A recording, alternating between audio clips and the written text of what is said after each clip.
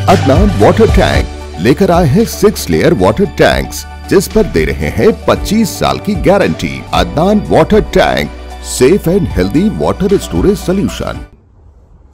अस्सलाम वालेकुम नाज़रीन, मैं आपका मेजबान मोहम्मद शरफुद्दीन। आज हम खुसूसी मुलाकात करने के लिए पहुंचे हैं south India Muslim personal law board के प्रेसिडेंट जनाब राशिद शरीफ के साथ। आज हमारी खुसूसी टॉपिक रहेगी, यानी खुसूसी सवालात रहेंगे कि आखिर जो है हमारे देश में सियासी माफिया यानी पॉलिटिकल माफिया क्या है, क्यों पॉलिटिकल लोग इतनी गुंडागर्दी पर उतर आए हैं। ये खुद जो है आज के माहौल में गैंगस्टर बने हुए हैं, ये खुद एक माफिया चलाते हैं। ऐसा मंजर नजर आ रहा है हमारे देश की सियासत में। जनाब राशिद शरीफ साहब, अस्सलाम वालेकुम। वालेकुम सलाम रहमतुल्लाहि व बरकातहू। जैसा कि आप एक जिम्मेदार है, south India Muslim personal law board के आप प्रेसिडेंट है, तो आपका भी कहीं ना कहीं एक फरीजा बनता है। सबसे पहला हमारा सवाल जो है आपसे ये रहेगा, जिस तरह के यूपी के प्रयागराज में एक गैंगस्टर कहेंगे या एक पॉलिटिकल लीडर कहेंगे, एक्स एमएलए कहेंगे या एक्स एमपी कहेंगे, उनको सरेआम पुलिस के सामने, मीडिया के सामने कत्ल कर दिया गया। ना ही पुलिस कुछ कर सकी, ना ही वहां के सीएम कुछ कर सके। आखिर ऐसा हुआ तो हमारे देश का क्या होगा? बिल्कुल खराब स्थिति में है सब। ये मैं आपको बताना चाहूंगा, सरेआम पुलिस की मौजूदगी में कुछ भी होगा, अतीक अहमद या उनके भाई अशरफ अहमद कुछ भी होंगे, माफिया होंगे या वहां के डॉन थे होंगे। कानून है, आपका काम गिरफ्तारी करना, कोर्ट के सामने पेश करना, काम जज का है। जो भी सजा उसको है सो देना है, वो जज देगा। आप कौन होते हैं सजा देने वाले? और उस वक्त का माहौल जो हर टीवी पे जो बताया जा रहा है कि ये सोची समझी साजिश है। ये हमारे वहां का जो सीएम है सीएम योगी, ये उन्हें अपने तरफ से पर्सनल दुश्मनी निकाल रहा है सबसे, सिर्फ अतीक अहमद से नहीं, और कई लिस्ट है उसकी नजर में, और ये आगे भी ऐसी चलने वाला है। अगर आज यहाँ नहीं रोके और ये चीज अगर है सो बड़े लोग नोट नहीं लिए तो आगे भी ये सिलसिला जारी रहेगा। आप जैसा कि अभी बात करें कि भाई हमारे देश में कानून है, कानून के तहत उसको सजा दिलाना था, उन्हें गुंडा था होगा या फिर एक्स एमएलए था, एक्स एमपी जो भी था, तो बहरहाल कहाँ का कानून, किस कानून की आप बात कर रहे हैं? यही अतीक अहमद, मरहूम अतीक अहमद ने जो है सुप्रीम कोर्ट में पिटीशन दाखिल की थी कि मेरी जान को खतरा है, मुझको इस तरह से मारने वाले हैं। तो सुप्रीम कोर्ट के मौजूदा जज ने कहा था कि ये स्टेट गवर्नमेंट की जिम्मेदारी है कि आपकी जान बचाए। सर उन्हें है सो अतीक अहमद गाड़ी में भी आप देखे होंगे कि वो पुकार पुकार के कह रहा है कि मैं रोजे में हूं, मेरे को सिर्फ पानी दिया जा रहा है, और मेरे को मालूम हुआ है कि सीनियर ऑफिसर से पुलिस के मेरे को 2 हफ्ते में मेरा काम निपटा देंगे। उसके बावजूद भी कोर्ट है सो एक्शन में नहीं आता, वहां की गवर्नमेंट एक्शन में नहीं आती। खास तौर पे उसको गुजरात से लेके जाके ये काम सोची समझी साजिश है, सोची समझी साजिश है, मैं तो ये कहूंगा। और वहां पे सदर राज होना जरूरी है। ये जंगल राज चल रहा यूपी में इस तरीके से। सिर्फ ये अतीक अहमद का ही नहीं, कई लोगों का, कई मौलवियों को उठाया ये, कई मौलवियों को जेल में डाला है ये, कई बुलडोजर लगा के घर गिराया। इसकी सोच सिर्फ मुसलमान के खिलाफ आज से नहीं है। जब इन्हें है सो हिंदू वानी बोल के तंजीम निकाला था, तब से इसकी जहनीत इन्हें जहरीला है, इन्हें सर से पांव तक जहरीला है। उस वक्त इन्हें बंदूक बांटने की बात किया हिंदू वानी में, एक इंटरव्यू में देखा मैं इसका। और इन्हें एक अगर मारेंगे, क्यों मारेंगे हम, क्यों मारेंगे? एक मारेंगे तो हम 100 मारेंगे, एक कुशारी के 100। इसकी जहनीत सिर्फ जहरीली है। इसको है सो सदर राज होना यूपी में मेरा डिमांड है, 100% सदर राज होना, वरना मुसलमान सेफ नहीं है। नहीं साहब, ये आप जो है हिंदू मुस्लिम में डिवाइड क्यों कर रहे हैं? यूपी की हिस्ट्री निकाल के देख लीजिए आप। जब से योगी आदित्यनाथ सीएम बने हैं यूपी के, तब से जो है सिर्फ और सिर्फ मुसलमानों का कत्ल नहीं हुआ, मर्डर नहीं हुआ। कई ऐसे गैंगस्टर्स को इनकाउंटर किया गया जिसमें ज्यादातर हिंदू लोग भी है, सिर्फ मुस्लिम की बात मत। ये सब गलत है सर, ये सब बात गलत है। ये बातें सिर्फ है सो करने के लिए अच्छे, अमल इसका देखिए आप।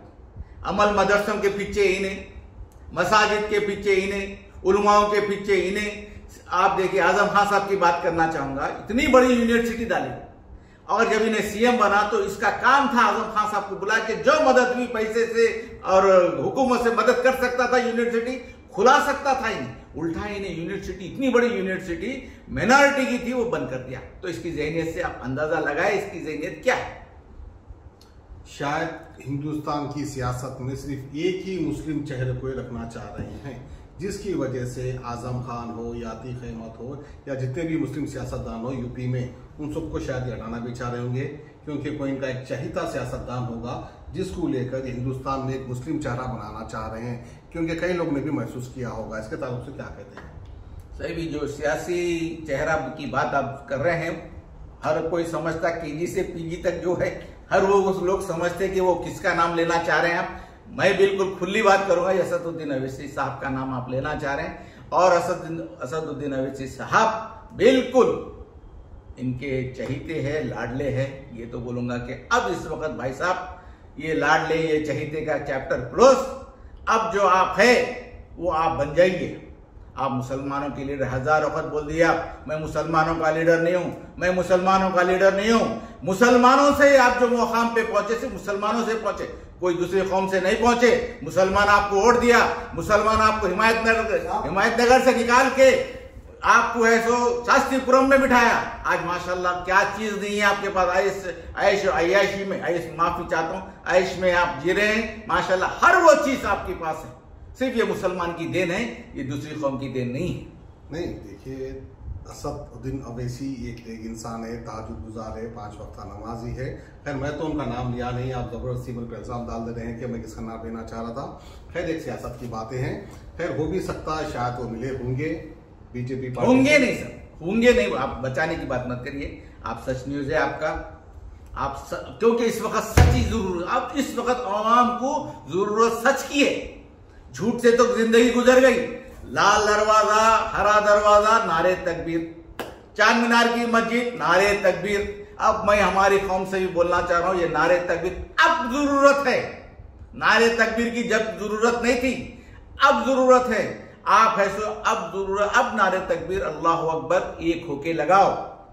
आज रमजान का महीना, ताखरातों का महीना चल रहा, बड़ी रिक्वेस्ट है मेरे मुसलमान भाइयों से, चाहे वो तेलंगाना के हो चाहे दूसरे स्टेट के हो, अब नारे तकबीर की जरूरत अब है, एक होने की जरूरत अब है।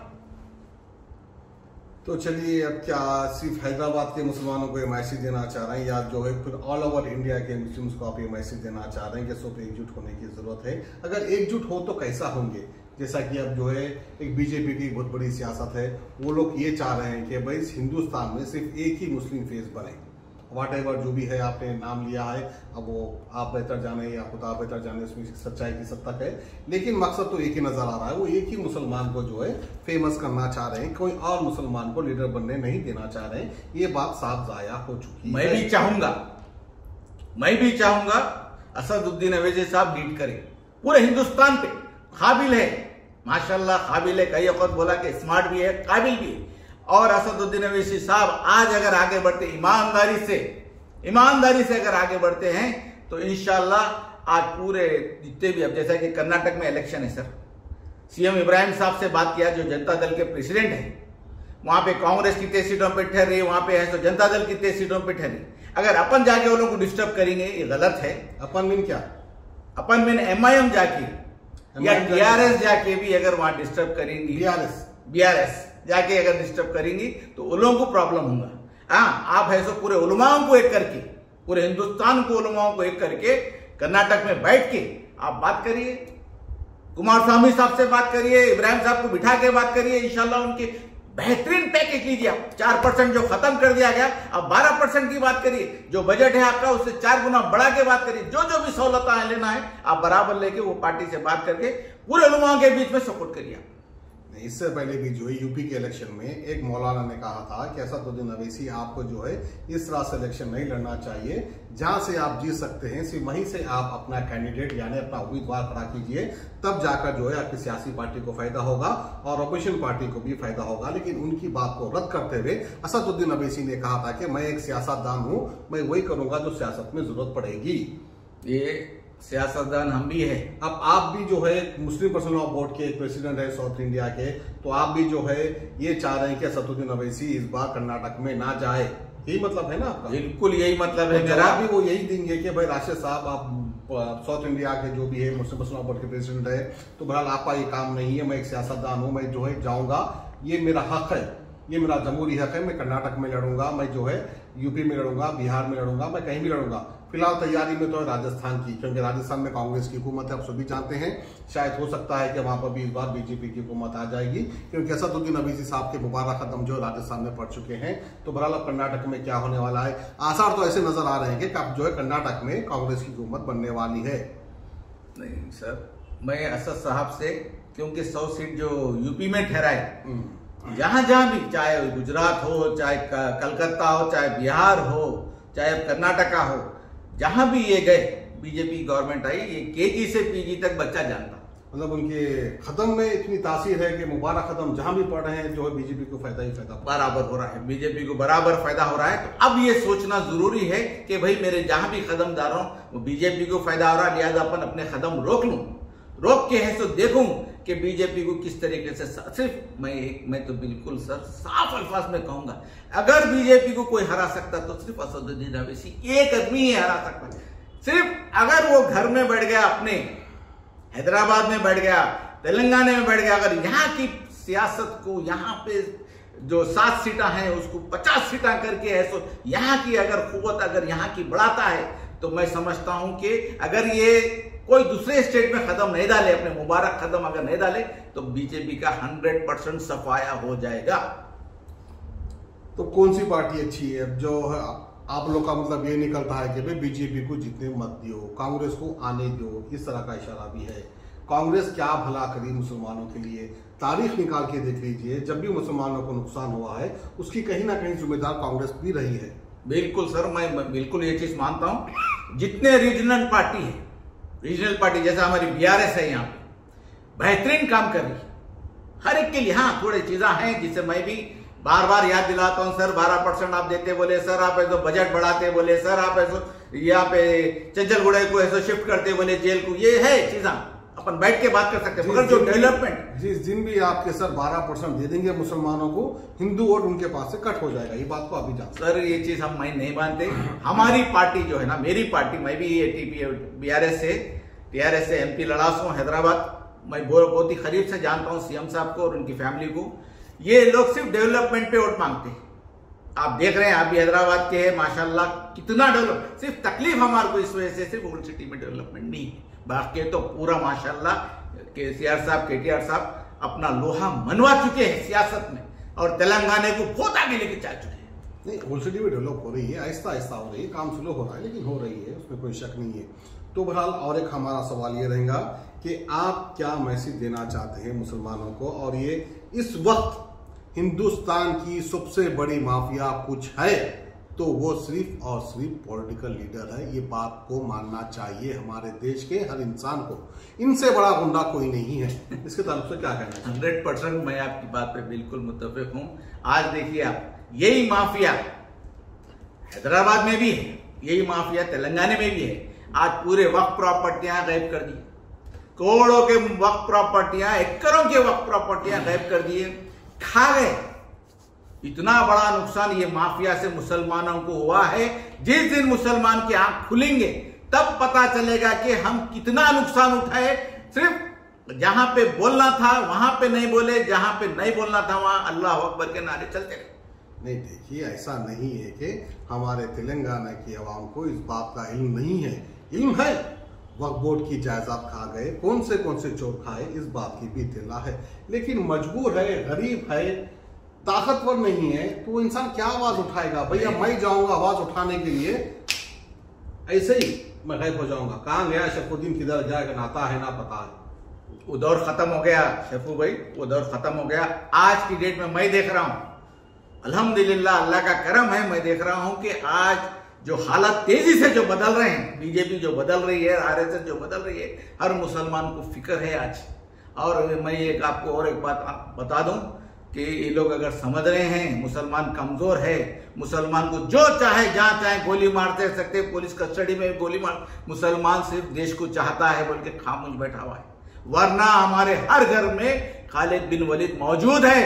ये चीज का आपको एहसास जिस वक्त और ज्यादा कुछ अगर हो जाएगा तो आपको एहसास हो जाएगा कि हर घर से निकल के खालिद बिन वलीद बता देगा कि इंशाल्लाह ये मुसलमान क्या होता है, मुसलमान किसको बोलते हैं, मुसलमान में कितनी हिम्मत है, कितनी और अल्हम्दुलिल्लाह कितनी जुर्रत है, ये सब आप देख लेंगे आगे।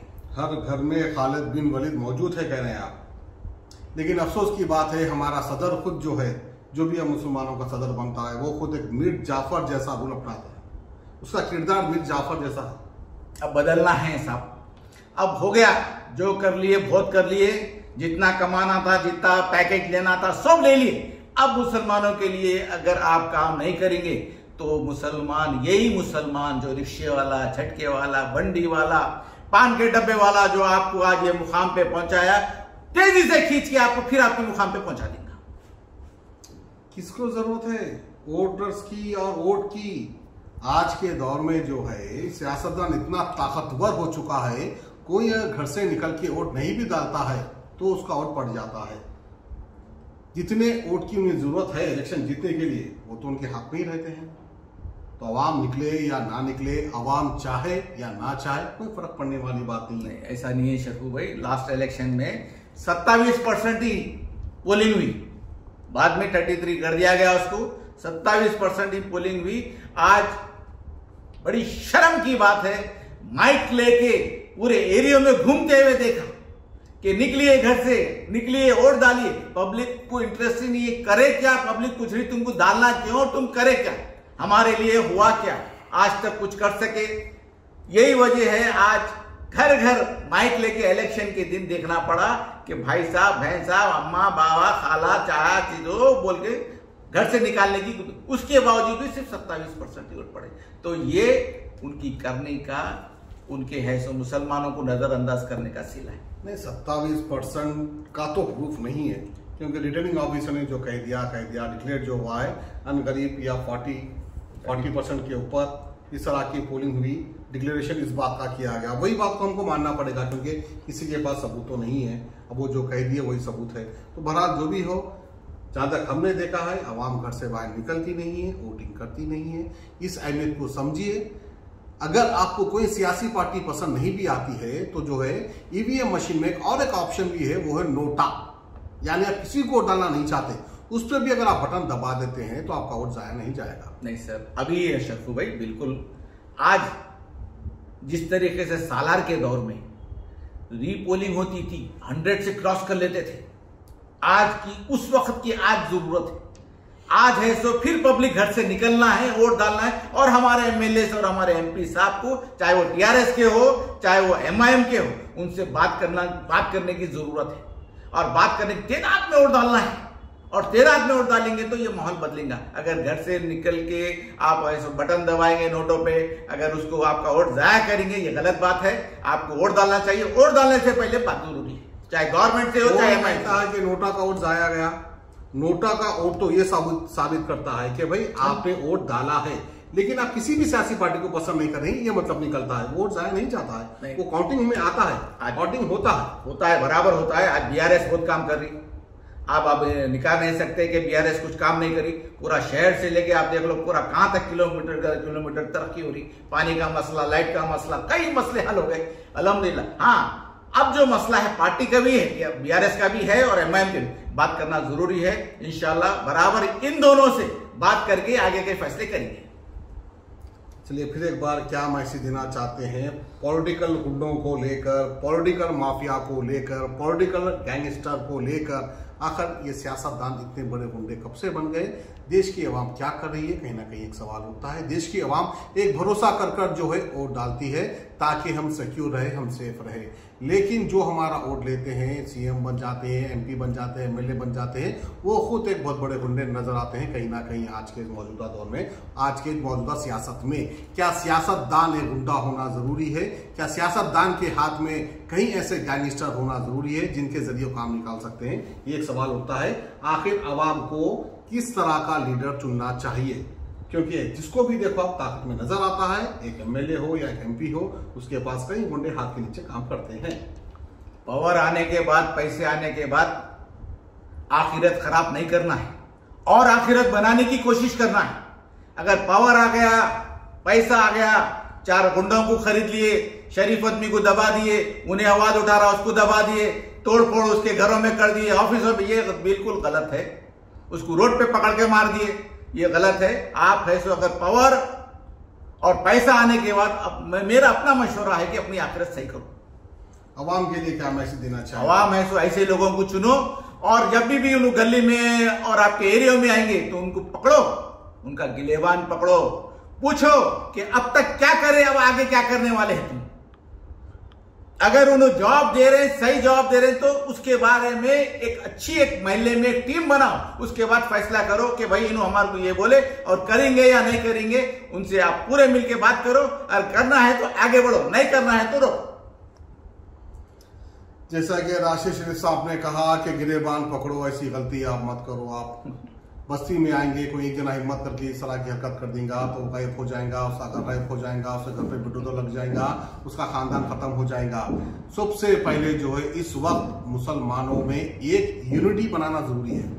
हर मोहल्लेदार में एक दूसरे से मोहब्बत होना जरूरी है, एक दूसरे की फिक्र होना जरूरी है। अवाम एकजुट हो जाए तो सियासतदान आपका बाल बांका नहीं कर सकता है। अगर एक आध आदमी हिम्मत कर ले तो उसका नाम और निशान मिट जाएगा। तो बहरहाल एक आदमी से काम होने वाला नहीं है। सैकड़ों की तादाद में, हजारों की, लाखों की तादाद में अवाम एकजुट होकर फैसला करे, तभी जाकर अवाम जो है ये गुंडे मवालियों से जीत सकती है। क्योंकि आज के सबसे बड़े माफिया वाले, गैंगस्टर, गुंडे मवाली जो भी है सियासतदान है, इनसे बड़ा गुंडा कोई नहीं है। तो अवाम को एकजुट होना जरूरी है। बिल्कुल सही बात है आपकी। अवाम एकजुट होना ही चाहिए, और इंशाल्लाह मेरे को यकीन है ये अब 1223 का इलेक्शन अवाम का फैसला रहेगा, पार्टियों का फैसला नहीं या लीडरों का फैसला नहीं रहेगा, ये अवाम का फैसला रहेगा, और मेरे को यकीन है कि बेहतरीन फैसला रहेगा। बहुत बहुत शुक्रिया राशिद शरीफ साहब, बहुत अच्छा लगा आपसे मुलाकात कर। यूं ही जो है हम आते रहेंगे, आपके इंटरव्यू लेते रहेंगे, क्योंकि आपका जो है south India Muslim personal law board के बैनर पर आप बहुत अच्छे काम कर रहे हैं, बहुत अच्छा मैसेज दे रहे हैं अवाम के लिए। बहुत शुक्रिया। अदनान वाटर टैंक देता है बेहतर क्वालिटी और वेट की गारंटी, टैंक्स की मजबूती की गारंटी और आपके परिवार की सेहत की गारंटी, क्योंकि ये टैंक्स बनते हैं 100% वर्जिन फूड ग्रेड मटेरियल से। तभी तो अदनान वाटर टैंक लेकर आए हैं 6 लेयर वाटर टैंक्स, जिस पर दे रहे हैं 25 साल की गारंटी और भी सुरक्षित पानी की गारंटी। तो अपने नजदीकी रिटेलर से मिले और घर ले आए Adnan water tank, safe and healthy water storage solution, Bandlaguda, Hyderabad.